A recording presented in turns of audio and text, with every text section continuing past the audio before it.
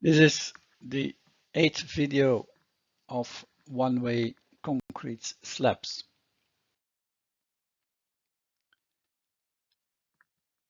In this video, we will give you two examples of full design of a one-way slab. We take again the example of the classroom floor situated not at the coast. This is a cross section through the floor, and you have a floor finish of 10 centimeters. And we want to make a full design of the slab with reinforcement, all checks needed, and we will see how we will do that. First of all, you start with the functional definition of the slab. So you need to have all the information which is stated here.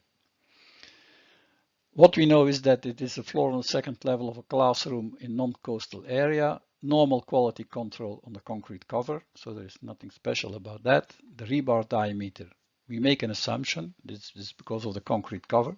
If at the end it seems that the assumption is not right, then we have to redo all our calculations. So for slabs and for this situation, we take a maximum rebar diameter of 12 millimeter. And we also know that the slab is cast on fixed formwork. That's the only information we got. Okay. We start with calculating the concrete cover. And we know that the concrete cover is the maximum of the surface component and the nominal cover. We have seen that it is cast against fixed formwork, so the surface component is 0.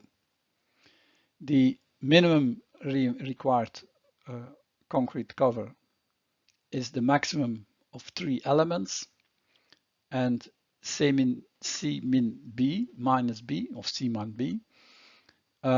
We don't know what the maximum grain size of granulate size is of the concrete, but we can assume, normally we can assume it is smaller than 32 millimeters, but we don't know. So we take the worst case and we take the diameter of the rebars plus 5 millimeters. So C min B is 17.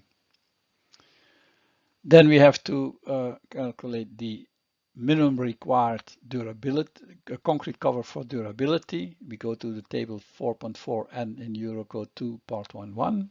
The structural class is of course S4 for buildings for 50 years, but it's a slab, so it has we can, because of it is a slab, we can reduce the structural class by 1. So we do that from S4 to S3, and then we see that the C min dur is equal to 10 millimeters. Then the delta C def. Okay, I put some figures there. The delta C def is 10 millimeters. The minimum required concrete cover was 17 because of this. So in total we have 27 millimeters. Okay, that's the concrete cover. In practice, we will round it up to 30 millimeters, of course. Then now we look at the concrete type we need. We are in the environmental class EY because it's indoors. So it's T.65. And T.65 gives us C1620 is the minimum required concrete grade. So now we can state its environment EY, exposure class is XT1, the type of concrete is T.0.65, so that means the water cement ratio is 0.65, minimum concrete quality is C1620, concrete cover is 27, and the crack width, because it's indoors, the maximum allowable crack width is 0.4 millimeters. Okay, now we can start off. The effective span is the netto span plus the two amounts left and right. We don't know the depth of the slab, so we just take half of the width of the support, but we have to check it afterwards. Slenderness, we take a slenderness of 20 because it's an isostatic one-way slab. And that means that the effective depth should be more than 210 millimeters, or we can assume that the total depth, this should be total depth of the slab is 250 millimeters. We calculate now the total load, uniform distributed load on the slab in ULSP, and we see this is the proper weight of the slab, the finishing multiplied by 1.35 because this is a dead load, multiplied by 3 classroom live load times 1.5 gives me 16 kilonewton per meter per meter. So it's in fact kilonewton per square meter.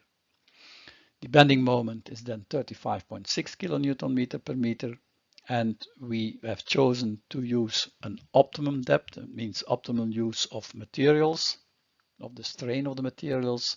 We use the formula for slabs. You see that's a very simple formula, and we have 145 millimeters.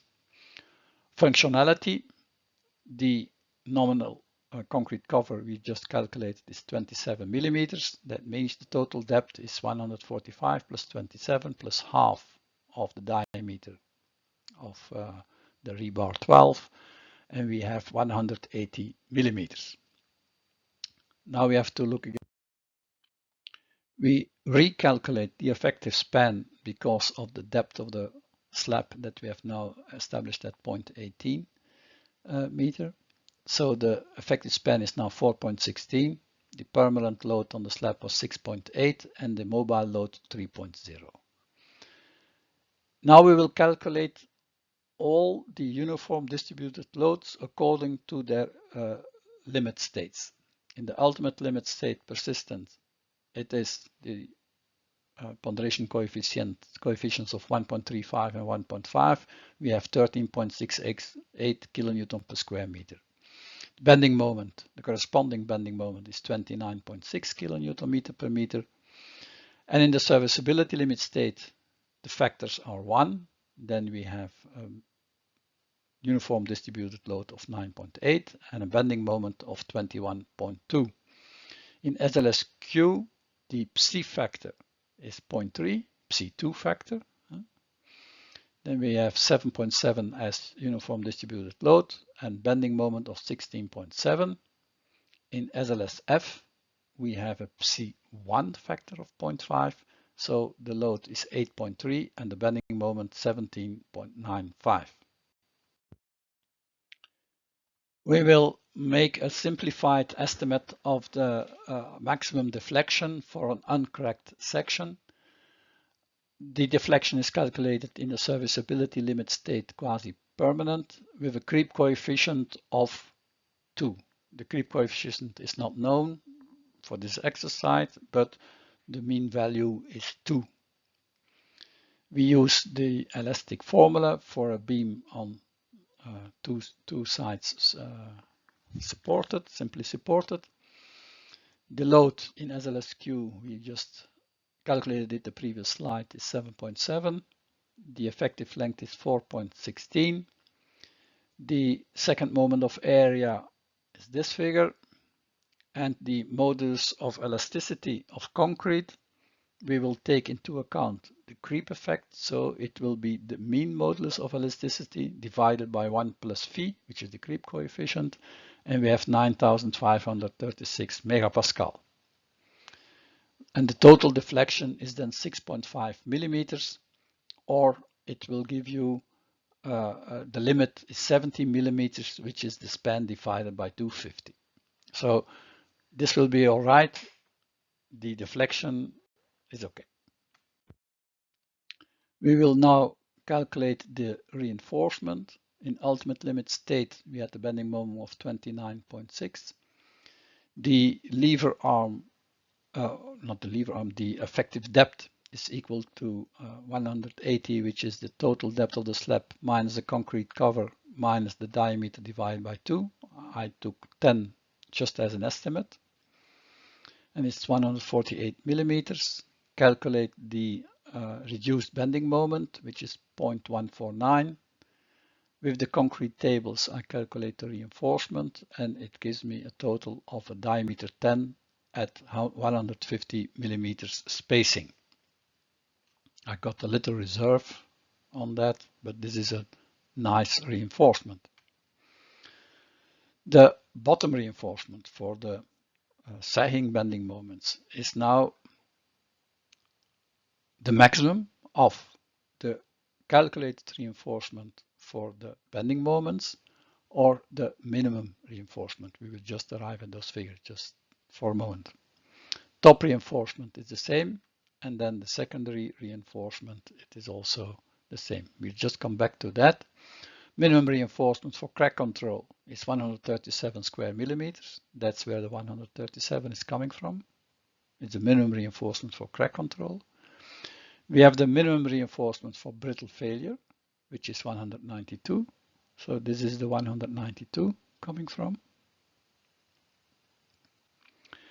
And then the secondary reinforcement, of course, is 1/5 of the main reinforcement, 524, which is 105. And then you will see 105 as a result of the main reinforcement. And then the two minimum reinforcements for crack control and brittle failure. So that's where those figures are coming from. The reinforcement at the supports, the support reaction is 28.5 kilonewton per meter. The minimum reinforcement that I need so that the whole slab can rest on just the the reinforcement on the supports alone by means of shear force, then this will be 130 square millimeters per meter. And the accidental bending moment, we have to include that on top. It is 1/4 of the bending moment in the sagging bending moment over 0.2 times the span, or it will be 125 square millimeter over 0.8 meter. This is to support the accidental bending moments, the accidental hogging bending moments at the support.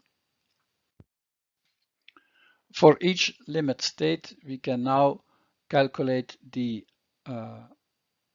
concrete stresses and the steel stresses and the crack width.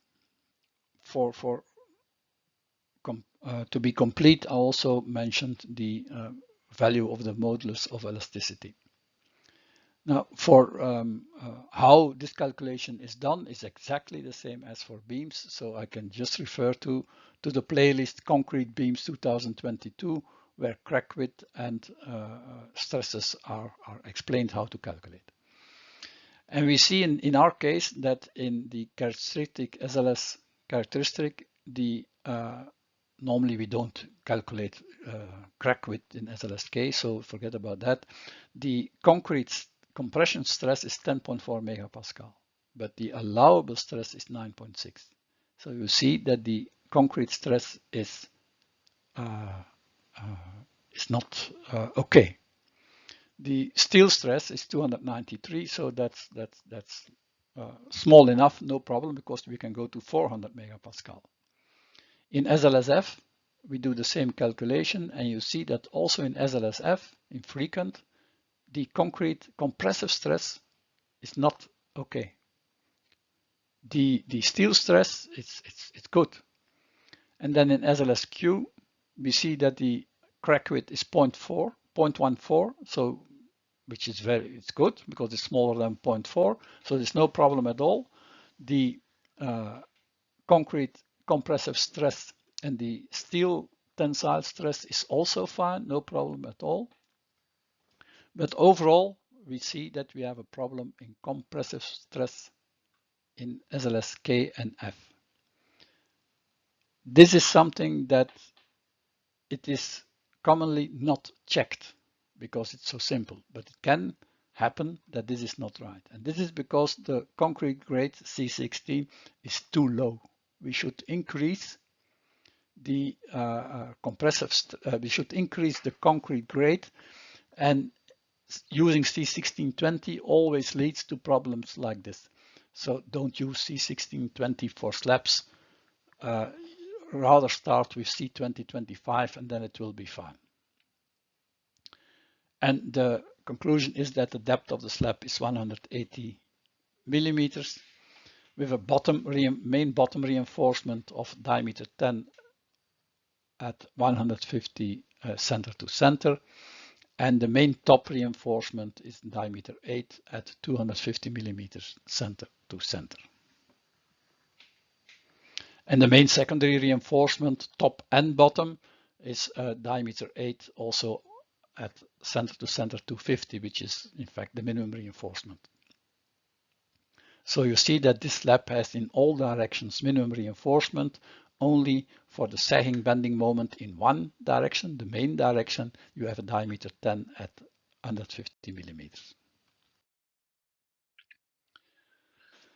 Next, we will have a design of a balcony, a slab which takes part of a balcony. It's uncovered cantilever balcony and will be used as a storage place for waste paper. And the concrete quality is C2025, floor finish is 5 centimeters. And the reinforcement percentage of the tensile reinforcement is 0.25% and only diameter 12 is used. The diameter 12, it's just for making this exercise a little bit more simple. And we have to determine the necessary thickness of the slab. Okay, this is something useful. The reinforcement percentage of the tensile reinforcement is 0.25%. Okay, that's a reinforcement ratio. This reinforcement ratio will help us to estimate the slenderness, the needed slenderness of the slab. So the maximum slenderness based on a reinforcement ratio is 0.25%. It is this formula that you remember that we've seen. We have the basic reinforcement ratio, which is given by this formula, and it's for us 0.45%. The basic reinforcement ratio is bigger than the actual reinforcement ratio, so we know that there are two formulas, and we choose now the right formula corresponding with rho smaller than rho 0. It's a balcony, so it's a cantilever, so K, the factor K is 0.4. Now everything we know in this formula, we can calculate L of D, and L of D is 13.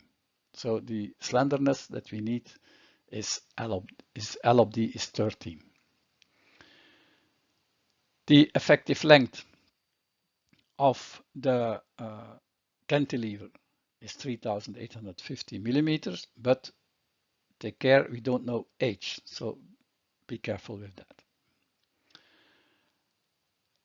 The D then, the effective depth of the cantilever is then 290 millimeters. It is just the effective length divided by the slenderness ratio. The environmental class is, it is a balcony non-covered, so it's outside, it's subjected to rain and frost, so it means it's EE3, and the concrete cover must be at least 35 millimeters or 15 plus the maximum diameter, so it will be 35 millimeters. The total depth of the cantilever will then be 289 plus 35 plus 12 divided by 2, and that gives you 330 millimeters. The effective length, we have to make a correction of it because now this term is coming in. We used 500 divided by 2, but it is 330 divided by 2. The effective length is now 3,765. With the chosen slenderness or calculated slenderness, we calculate the effective depth is 283. So it's not a big difference, 283, 289. So the total depth of the slab is now 324 millimeters. And the effective length is 3,762 millimeters, which is the same as previous. Now, concerning the strength, The total load in ULSP is now 1.35 times the dead load plus the mobile load, but the balcony is used for storage, so we know that this mobile characteristic value of the mobile load is 7.5 kilonewton per square meter, so the total load is 23.7. The bending moment is 186 kilonewton meter per meter. It's a hogging bending moment at the support. The optimum needed effective depth is 281 millimeters, and the total depth will then be 322 millimeters. But now you see we have used the slenderness criteria based on a reinforcement ratio, and then H must be bigger than 324 millimeters, and the strength calculation shows us that we need at least 322 square millimeters, so we will take, rounded off, 325 millimeters, and the balcony will be fine with a total depth of 325 millimeters.